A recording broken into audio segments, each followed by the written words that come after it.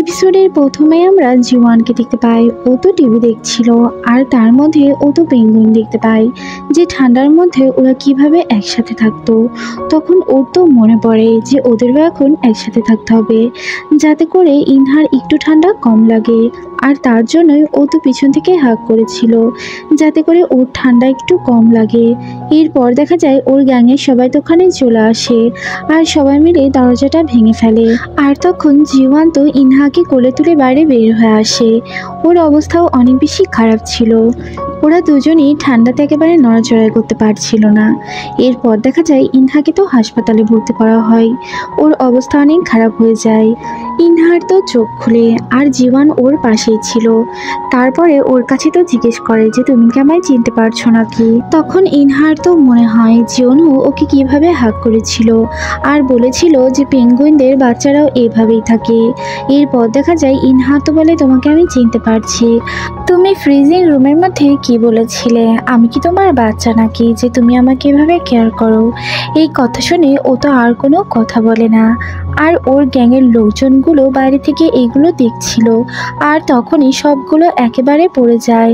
আর তারপর জীবন্ত ওদের ডেকে নেয় আর জিজ্ঞেস করে তোমাদের মধ্যে এই কাজটা কে করেছে। তারপরে ওই ছেলেটা তো অনেক সরি ফিল করে, আর বলে আমার তো ভুল হয়ে গিয়েছে, আমি ভেবেছিলাম অন্য কিছু ঘটনা ঘটবে, কিন্তু অন্যরকম হয়ে গিয়েছে। তারপরে ও তো মিনহার হাত ধরে সরি বলে, আর ওকে ভাবি বলে ডাকতে থাকে। এরপর আমরা জ্যাংকে দেখতে পাই। জ্যাংয়ের মন তো অনেক খারাপ ছিল। মিনহা যে জীবনের সঙ্গে আছে এটা তো ওর ভালো লাগে না, আর ওর কলিগরাও এটা বুঝতে পারে। তার জন্য ওর সাথে তো কথা বলে কেউ সাহসী পাচ্ছিল না। এরপর আমরা দেখি ও তো এখান থেকে বেরিয়ে যায়, আর ওর কলিগরাও বলতে থাকে যে তোমার কি কোনো সমস্যা আছে নাকি। ও তো কোনো কথা না বলে এখান থেকে বেরিয়ে যায়।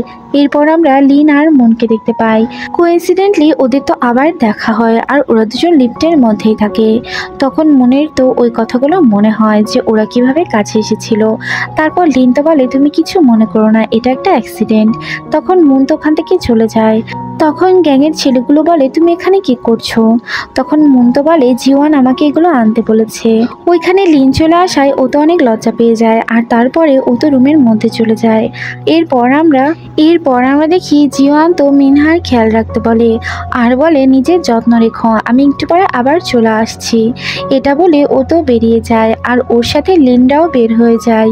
লিন তো বলে আমি এখানে থাকি, কেননা ও তো এখানে একা থাকবে। এতে করে গ্যাংয়ের সবাই তো বলে ঠিক আছে তুমি এখানেই থাকো, বুঝতে পেরেছি তুমি কেন এখানে থাকতে চাও। এরপর দেখা যায় মিনহা তো মনকে বলে তোমার এগুলো কে আনতে বলেছে। তখন মন ওকে একটা লিস্ট ধরিয়ে দেয়, আর বলে এই লিস্টগুলো আমাকে দিয়েছে, আর বলেছে এই জিনিসগুলো যেন আনা হয়। এটা দেখে মিনহার তো অনেক ভালো লাগে, আর ওর পাশের ঘটনা মনে হয়। ওরা এই বেডেই দুজন একসাথে শুয়েছিল, আর তখন দুজন দুজনের অনেক কাছেও চলে এসেছিল। এরপর দেখা যায় মন তো বলে জ্যাং আসছে, সে টেক্সট করেছে। তখন ও তো বলে আমি বাড়ি যাচ্ছি, আর ওদের দুজনের একসাথে দেখা করানো যাবে না। আর তখনই সেখানে জ্যাং চলে আসে, আর ও জ্যাংকে তো সাইডে নিয়ে যায়, বলে এখানেই কথা বলি, চলো এই হসপিটালটা তোমাকে ভালো করে ঘুরে দেখাই। জ্যাং তো বলে তুমি কি ঠিক আছো নাকি, তোমার কোনো প্রবলেম হচ্ছে না তো। আর তখনই সেখানে কতগুলো বাচ্চা চলে আসে। ওরা তো এসে বলে তোমরা কি বয়ফ্রেন্ড গার্লফ্রেন্ড নাকি। তখন দেখা যায় মিনহা তো বলে আমরা বয়ফ্রেন্ড গার্লফ্রেন্ড নয়। আর তখনই সেখানে জিওয়ানও চলে আসে। জিওয়ানকে মন তো রুমের মধ্যে দিয়ে দেয়, বলে এখানে ওয়েট করো। আর তারপরে জ্যাং তো মিনহাকে বাই বলে চলে যায়, আর বলে নিজের খেয়াল রেখো। এতে করে ও তো একটু স্বস্তি পায়, কেননা ও চলে যাওয়াতে ওদের দুজনের এখন আর দেখা হবে না। এরপর দেখা যায় ও তো রুমের মধ্যে ঢুকে, আর ঢুকে দেখে জীবন তো ঘুমাচ্ছে। তারপরে ও তো জীবনের কাছে যায়, আর গিয়ে ওকে টাচ করতে থাকে। এই মোমেন্টে ওর পাস্টের কিছু কথা মনে পড়ে, কিভাবে জীবন ওর খেয়াল রাখে। আর তখনই জীবনের চোখ খুলে যায়। জীবন বলে আমি কি ঘুমিয়ে পড়েছিলাম কিনা। তখন ও তো বলে যে তুমি অনেক ক্লান্ত, আর এখানেই তুমি ঘুমিয়ে পড়ো। এরপরে জীবন তো বেডে ঘুমায় আর এখানে মিনহা তো সাইড বেডে থাকে। এরপর ওরা দুজন তো কথা বলতে থাকে। মিনহা তো জীবনকে থ্যাঙ্কস জানায়, বলে তোমার জন্যই আমি আজ বেঁচে গিয়েছি, না হলে আমি তো হয়তো মরে যেতাম। ওরা দুজন কথা বলতে থাকে আর এক পর্যায়ে গিয়ে দুজনেই তো ঘুমিয়ে পড়ে। এদিকে গ্যাংয়ের ছেলেগুলো তো সবাই ব্রেকফাস্ট রেডি করছিল, কেননা ওরা তো আজ আবার বাসায় ফিরে আসবে, তার জন্যই সব রান্না হচ্ছে। এরপর দেখা যায় জীবনের তো সর্বপ্রথম ঘুম ভেঙে যায় আর ও দেখতে পায় অনেক বেলা হয়ে গিয়েছে, তার জন্য ও তো তাড়াতাড়ি রেডি হয়ে নেয় আর তখনই ওর পার্সটা ওখানেই পড়ে যায়। তারপরে ও তো দেখতে পায় যে মিনহার গায়ে কাঁথা ছিল না, ও গিয়ে আবারও ওর গায়ে কাঁথাটা দিয়ে দেয় আর খুব মায়াভরা দৃষ্টিতে ওর দিকেই তাকিয়ে থাকে। এরপর আমরা মনকে দেখি। মনের অবস্থা তো এদিকে খুবই কাহিল, সে চেয়ারের উপরই ঘুমিয়ে পড়েছিল, এতে করে ওর তো ঘাড় ব্যথা করতে থাকে। আর তখনই সেখানে লিন এসে ওর ঘাড়ে মেসেজ করতে থাকে। ও তো ভাবে যে এখানে যে ক্লিন করছিল সেই হয়তো ওকে মেসেজ দিচ্ছে। এরপর আমরা দেখি যে মিনহা মনকে তো বলে বাসায় চলে যাওয়ার জন্য আর লিনকে সাথে যেতে বলে, কিন্তু ও তো যেতে রাজি হচ্ছিল না। তারপরেও মিনহা ওকে জোর করে গাড়িতে তুলে দেয়। এরপর আমরা দেখি যে ও তো গাড়িতেই ছিল। তখন মন তো বলে তুমি যে আমাকে মেসেজ দিয়েছো এটা নিশ্চয়ই তোমার মিস্টেক হবে। এরপর দেখা যায় ওরা তো বাড়িতে চলে আসে আর তখনই সেখানে মনের বাবা চলে আসে। মনের বাবা তো বলে তুমি কে, এখানে কি করছো, নিশ্চয়ই তুমি এর আগেও এখানে এসেছো, তাড়াতাড়ি আমার বাসার মধ্যে চলো, তোমার সাথে আমার কথা আছে। এরপর দেখা যায় ওদের দুজনকেই তো বাসার মধ্যে নিয়ে। এদিকে লিন তো ভীষণ ভয় পাচ্ছিল। এরপর আমরা দেখি মনের বাবা তো লিনকে বলতে থাকে যে তুমি এখানে কয়বার এসেছো। ও তো বলে এর আগেও একবার এসেছি। এরপর ওর বাবা জিজ্ঞেস করে যে তুমি কি করো আর কোথায় থাকো, আরো অনেক কিছু জিজ্ঞেস করতে থাকে। লিন ভয় পেয়ে তো চলে যাচ্ছিল, কিন্তু ওর বাবা তো বলে এখানে ব্রেকফাস্ট করেই তোমায় যেতে হবে। এরপর আমরা মিনহাকে দেখতে পাই। মিনহা তো জীবনের অফিস চলে আসে আর ওর সাথে দেখা করতে চায়, কিন্তু ওখানকার সিকিউরিটি গার্ড তো ওকে ঢুকতে দিচ্ছিল না। এরপর আমরা দেখি এদিকে জীবন তো ওই মেয়েটার সাথে কন্ট্যাক্ট ক্যান্সেল করে, বলে তোমার তো অ্যালার্জির সমস্যা আছে, তাই তোমার এই কাজটা করা ঠিক হবে না। কিন্তু ওই মেয়েটা তো রাজি হচ্ছিল না। ওদের গ্যাংয়ের একজন তো মিনহাকে চিনতে পারে আর এরপর ওকে তো ভিতরে নিয়ে আসে। আর তখনই জীবন তো ওই মেয়েটার হাত ধরে আর বলে এই খাবারগুলো তোমার খাওয়া লাগবে না। এরপর দেখা যায় এগুলো মিনহা দেখে ফেলে আর ও তো নিচু হয়ে যায় যাতে করে জীবন ওকে দেখতে না পারে। এরপর আমরা ইয়ন্তাককে দেখতে পাই। ইয়ন্তাককে তো একটা জায়গায় আটকে রাখা হয়েছে। এদিকে জ্যাং তো ওদের লোককে বলে যে ইয়ন্তাক নামের একটা ছেলেকে খুঁজে বার করার জন্য, আর এই ইয়ন্তাককেই খুঁজছে মিনহা। তখন ওরা তো বলে ঠিক আছে আমরা সর্বোচ্চ চেষ্টা করব এই ছেলেটা কোথায় থাকে। এরপর দেখা যায় জিওয়ানকে তো ওইখানকার একটা ছেলে এই পার্সটা দিতে আসে। তখন ও তো বলে এটা কে দিয়ে গেল। ছেলেটা বলে এখানে মিনহা এসেছিল আর তখনই আপনি ওই মেয়েটার হাত ধরেছিলেন। এটা শুনে ও তো অনেক অবাক হয়ে যায়, বলে এটা আমি কি করে ফেললাম। আর এদিকে মিনহা তো গার্ডেনে এসে মাটি খুঁড়তে থাকে। এরপর আমরা দেখি যে ও তো রাতে সবাইকে পড়াচ্ছিল। তারপরে ওরা তো বলে তোমার কি মন খারাপ নাকি। ও তো বলে না না আমার মন খারাপ হবে কেন, আমি একদম ঠিক আছি। তারপর ওদের পড়া শেষ হয়ে গেলে ওরা তখন থেকে চলে যায়। তারপরে মিনহা তো কফি খেতে থাকে আর তখনই জিওয়ান তো লুকিয়ে লুকিয়ে বাসার মধ্যে ঢুকছিল। ওকে দেখে একটু অবাক হয়। তারপর আমরা দেখি মিনহা তো জিজ্ঞেস করে তুমি কি খাবার খেয়েছো নাকি। তারপর ওকে তো খাবার সার্ভ করে। ও যখনই খাবার খেতে যাচ্ছিল ও তো বারবার প্রশ্ন জিজ্ঞেস করছিল যে তুমি ওয়ালেট পেয়েছো কিনা। তারপর ও তো বলতে থাকে যে আসলে আমি ওই মেয়েটার হাত ধরতে চাইনি, ওই মেয়েটা তখন তো একটা খাবার খেতে চাচ্ছিল যেটাতে ওর অনেক বেশি অ্যালার্জি ছিল, তার জন্য আমি না করেছিলাম। তারপর ওরা দুজন বাসন ধুতে থাকে আর তখনই মিনহার চোখে পানি চলে যায়। জীবন তো এটা দেখার জন্য ওর অনেক কাছে চলে যায় আর এদিকে সাইড থেকে ওর গ্যাংয়ের লোকগুলো এগুলো দেখছিল। আর এরই মধ্যে একটা শব্দ হয় আর ওরা তো বুঝে যায় যে এই দুষ্টু ছেলেগুলো ওদের দেখছে। তারপর ওরা তো তাড়াতাড়ি ওখান থেকে পালিয়ে যায়। এরপর আমরা দেখি একটা ছেলে তো জ্যাংয়ের কাছে আসে আর এটা ওই গ্যাংয়েরই একটা ছেলে থাকে। সে ওইখানে থেকে সব খবর এঁকে দিচ্ছে। ছেলেটা লুকিয়ে লুকিয়ে সব কথা শুনে আর তারপর জ্যাংয়ের সাথে দেখা করে এগুলো বলে দেয়। জ্যাং তো তখন ইয়ন্তাক সম্পর্কে জিজ্ঞেস করে কিন্তু ছেলেটা কিছু বলতে পারে না, বলে ওরা এই বিষয়ে কোনো কথা বলে না। আর বললেও সব কথা কমপ্লিট করে না। এরপর আমরা একটা মেয়েকে দেখতে পাই, সে তো গোয়ানের সাথে দেখা করতে এসেছে আর ওরা এখানে একটা ডিল করে আর এরপর ওরা আবারও মিট করবে বলে একটা জায়গা সিলেক্ট করে। এরপর আমরা লিনকে দেখি, লিন তো এইগুলো সব জানতে পারে, কেননা ওর কাছেও একটা লোক এটা বলে দেয়। তারপর ও তো জিওয়ানের কাছে যায় আর গিয়ে বলে গোয়ানরা একটা জায়গায় মিটিং করবে আর ওইখানে ওরা মাল ডেলিভারি করবে, হয়তো ইয়ন্তাককে আমরা ওখান থেকে খুঁজে বের করতে পারি। তখন ও তো বলে ঠিক আছে, এটা কাউকে বলো না। আর তখনই এই ছেলেটা এই কথা শুনে জ্যাংকে এই নিউজটা দিয়ে দেয়। এরপর আমরা দেখি মিনহা তো একটা হসপিটালে আসে আর সেখানে জ্যাংও থাকে। জ্যাং তো এখানে কতগুলো খাবার সাথে নিয়ে এসেছে, ও বলেছে এই বাচ্চাদেরকে সময় দেওয়ার জন্য, আর তার জন্য ও তো পে করবে। ও তো বলে পে করার কোনো দরকার নেই। তারপর এই খাবারগুলো নিয়ে ও বাচ্চাদের সাথে খুব ভালো সময় কাটায়। এরপর আমরা গোয়ানকে দেখি, গোয়ান তো বলে এই ডেলিভারিটা আমার জন্য খুবই ইম্পর্টেন্ট, এই কথাটা যেন কেউ জানতে না পারে, যেন পুলিশও না জানে। এরপর আমরা জিওয়ানকে দেখি, জিওয়ান তো ওই গাছটার নিচে যায় আর গিয়ে ওই গাছটাকে দেখতে থাকে, ও কিছু একটা ভাবতে থাকে। এরপর আমরা জ্যাংকে দেখতে পাই, জ্যাং তো মিনহার কাছে আসে, কেননা ওর টাইমটা এখন শেষ হয়ে গিয়েছে আর ও মিনহাকে নিতে এসেছে। ওই কাজগুলো শেষ হয়ে গেলে ওরা দুজন একসাথে বাইরে বের হয়ে আসে।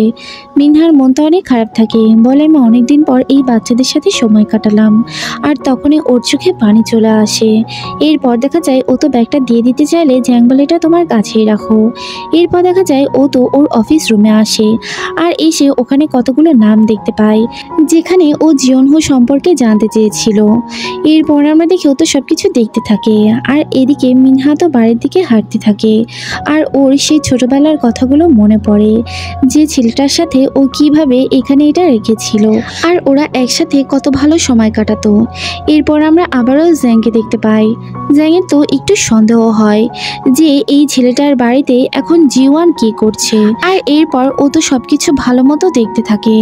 তখন ও তো একটা জিনিস দেখতে পায়, ও যে ছেলেটাকে খুঁজছে সেটা হচ্ছে জিওয়ান, জিওয়ানই হচ্ছে জিওনহো। মিনহা তো বাড়িতে পৌঁছে যায় আর এরপর ও যখনই গেট খুলে ভিতরে ঢুকে ও তো জিওয়ানকে দেখতে পায়। ও তো বলে এখানে তুমি কি করছো। এরপর মিনহা তো দেখে ওর হাতে ওর সেই টাইম ট্যাবলেটটি, তারপর বলে এটা তোমার কাছে কি করছে। আর এদিকে জ্যাংয়ের কাছেও সব কিছু একেবারে ক্লিয়ার হয়ে যায়। এরপর আমরা পাস্টের ঘটনা দেখতে পাই, 8 বছর আগে জিওয়ান এই বাড়িতে এসেছিল আর তারপর এই গাছের নিচেই ও দাঁড়িয়েছিল। তখন ওর সেক্রেটারি লিন তো বলে তুমি এখানে কি করছো। ও তো তখন মাটি খুঁড়ে ওই টাইম ট্যাবলেটটি বের করে আর বলে যে আমি আমার ফ্রেন্ডের সাথে এখানে এটা রেখেছিলাম, যেখানে লেখা ছিল যে তোমাকে অনেক ধন্যবাদ আমার সাথে সবসময় খেলার জন্য। এরপর দেখা যায় ঘটনা আবার প্রেজেন্টে চলে আসে। মিনহা তো বলে এটা তোমার কাছে কিভাবে এলো। তখন জিওয়ান বলে যে তুমি এখানে মাটি খুঁড়তে, তাই আমি নিজে চেষ্টা করলাম আর এটা পেলাম, তাই তোমাকে এই জিনিসটা দিলাম। মিনহা তো বলে এটা আমার জন্য খুব ইম্পর্টেন্ট। তখন জিওয়ান বলে কিছু কিছু পাস্ট এভাবে মাটির নিচে রাখাটাই বেটার। এরপর আমরা জ্যাংকে দেখতে পাই, জ্যাং কি করবে বুঝতে পারে না, এই কথাটা সে বলবে কি না বলবে না এটাই ভাবতে থাকে।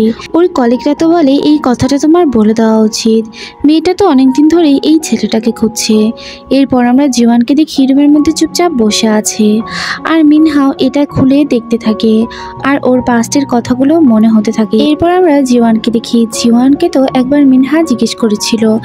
এরপর আমরা জ্যাংকে দেখতে পাই, ও তো ওর বাসাতে ছিল।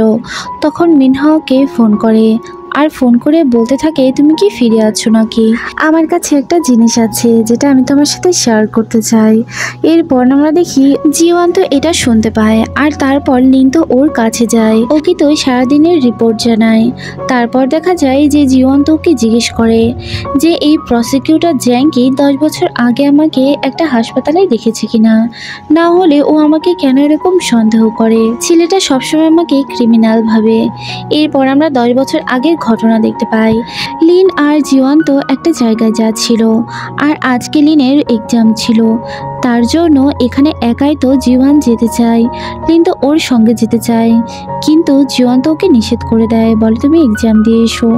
আর এরপর ওকে তো গাড়িতে পাঠিয়ে দেয় যেন ওর ছোট ভাইয়ের মতোই। লিনও তখন ওখান থেকে চলে যায় আর বলে পরে দেখা হবে।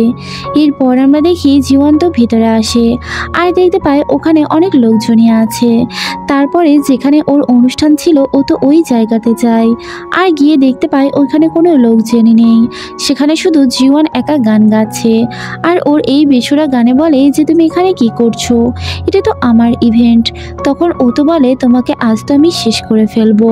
আর তখনই জিওয়ানের লোকজন ওকে ঘিরে ফেলে আর বাইরের লোকজনদের মারতে থাকে। এরপর আমরা দেখি জিওয়ান একাই তো সবাইকে মেরে একেবারে কাত করে দেয়, কিন্তু কেউ একজন ওর মাথায় আঘাত করে আর তারপর ওর মাথা দিয়ে রক্ত বের হতে থাকে। এরপর দেখা যায় জিওয়ান কোনো রকম ওখান থেকে পালিয়ে বের হয়ে আসে, কিন্তু তারপরেও ওইখানকার একজন তো ওকে ছুরি দিয়ে আঘাত করে আর ওর পেটের মধ্যে ছুরি ঢুকিয়ে দেয়। আর এরপর ওর অবস্থা তো অনেক খারাপ হয়ে যায়। ও যখন নিচের দিকে নেমে আসে ওইখানে ও অনেককেই দেখতে পায়।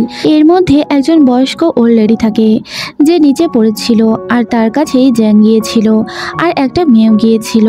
আর তখনই ও তো মাটিতে পড়ে যায়। জ্যাং ভাবে এগুলো হয়তো জিওয়ানি করেছে। এরপর ঘটনা আবার প্রেজেন্টে চলে আসে আর ওর ঘরে দরজা বন্ধ ছিল না। তখন মিনহা তো বাড়ি থেকে উকি দিতে থাকে আর তখনই সেখানে জিওয়ান চলে আসে। জিওয়ানকে দেখে মিনহা তো বলতে থাকে আমি ভেবেছি এখানে কেউ নেই আর তোমার ঘরের দরজাটা এভাবে খোলা, তার জন্যই আমি এখানে দাঁড়িয়েছিলাম। এরপর ও তো বলে তুমি ভিতরে চলে যাও আর আমি এখন ঘুমাবো। জিওয়ান তো মিনহার সাথে খুব একটা ভালো করে কথা বলে না। এরপর আমরা দেখি সকাল হলেই গ্যাংয়ের ছেলেগুলো অনেক রান্না করে আর মিনহাকে খাবার খাওয়াতে থাকে। ও তো বলে তোমাদের কি হয়েছে? তখন একজন বলে আজ তো আমি স্বপ্ন দেখেছি যে পিগ মারা গিয়েছে। আর ওরা নেটে দেখতে পায় যে পিগ মারা গেলে ওদের তো অশুভ হয়, কেউ একজন মারা যাবে, আর এই জন্যই ওরা এইগুলো করছে। ওরা ভাবছে ইনহার কোনো ক্ষতি হবে। এদিকে গুয়ান তো ওর পুরাতন গ্যারেজে যায়, ওদের আজ এখানে মিটিং আছে আর আজ মাল ডেলিভারি হবে। এরপর আমরা দেখি ইনহা তো বলতে থাকে যে তোমাদের বস কোথায়? ওরা তো বলে আমরা ঠিক বলতে পারবো না, কিন্তু ওইখানকার ওই ছেলেটা তো বলে দেয় যে ও কোথায় যাচ্ছে। আর এরপর ইনহার তো মনে পড়ে যে কিভাবে লোকেশন ট্র্যাক করা যায়, এটা তো জিওয়ানি ওকে শিখিয়েছিল। তারপর ও তো তাড়াতাড়ি লোকেশন ট্র্যাক করে ফেলে।